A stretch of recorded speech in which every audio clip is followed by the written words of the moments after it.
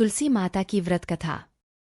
प्राचीन काल में एक लड़की का जन्म राक्षस कुल में हुआ जिसका नाम वृंदा था।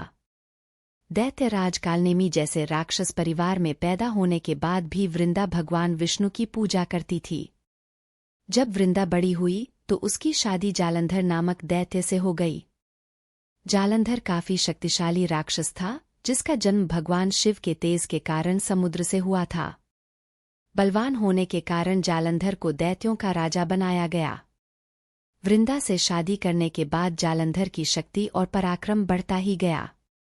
उसे किसी भी तरह से हराना मुश्किल था। जालंधर के बढ़ते अहंकार व आतंक से सभी देवता परेशान थे। जालंधर की बढ़ती ताकत के पीछे उसकी पत्नी वृंदा की विष्णु भक्ति और सतीत्व था। होते होते जालंधर अपनी शक्ति और अहंकार में चूर होकर स्वर्ग की देवियों पर काबू पाने की कोशिश करने लगा। इसी दौरान एक बार उसने माता लक्ष्मी को पाने का प्रयास किया, परंतु समुद्र से जन्म लेने के कारण माता लक्ष्मी ने उसे अपना भाई बना लिया। फिर उसकी नज़र माता पार्वती पर गई और उन्हें पाने के लिए जालंधर ने मायाजाल बनाया। अपने मायाजाल से जालंधर ने शिव का रूप धारण किया और माता पार्वती के करीब जाने की कोशिश करने लगा।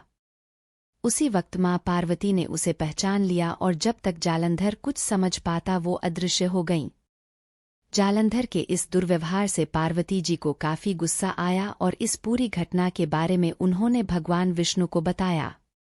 इधर जालंधर भगवान शिव से पार्वती जी को पाने के लिए कैलाश पर्वत पर युद्ध कर रहा था। तभी भगवान विष्णु ने जालंधर को सबक सिखाने की ठानी। सभी को पता था कि जालंधर अपनी पत्नी के पूजा पाठ और सतीत्व की वजह से ही अजेय हुआ है। ऐसे में भगवान विष्णु ने जालंधर को हराने के लिए उसकी पत्नी का पतिव्रत धर्म भंग करने के लिए मायावी चाल चली। भगवान विष्णु एक साधु का रूप धारण करके वृंदा से वन में मिलने पहुंचे। उनके साथ दो मायावी राक्षस भी थे जिन्हें देखते ही वृंदा डर गई। तभी भगवान विष्णु ने उन दोनों राक्षसों का वृंदा के सामने ही वध कर दिया। वृंदा ये देख समझ गई ये कोई आम व्यक्ति नहीं है। उसी पल वृंदा ने साधु से अपने पति के बारे में पूछा। साधु बने भगवान ने अपनी मायाशक्ति से दो बंदर प्रकट किए। दोनों बंदरों के हाथों में जालंधर का सिरवधर था। ये देखते ही वृंदा बेहोश हो गई। कुछ समय बाद होश में आने पर वो साधु से अपने पति को दोबारा जिंदा करने की प्रार्थना करने लगी। वृंदा की विनती सुन उसके आंखों के सामने साधु ने अपनी माया से जालंधर के कटे हुए शरीर के हिस्सों को जोड़ दिया और स्वयं उस शरीर में समा गए। वृंदा को जरा सा भी अंदाजा नहीं था कि उसके साथ ऐसा छल किया गया है। जालंधर का रूप धारण किए विष्णु जी को वृंदा अपना पति समझकर रहने लगी। वृंदा के ऐसा करने से उसका सतीत्व भंग हो गया, जिसके बाद जालंधर कैलाश पर्वत में युद्ध हार गया। जब वृंदा को यह सच पता चला तो उसने गुस्से में विष्णु भगवान को पत्थर बनने का श्राप दे दिया। इस घटना के बाद वृंदा स्वयं सती हो गई। जिस स्थान पर वह भस्म हुई वहां तुलसी का पौधा प्रकट हुआ।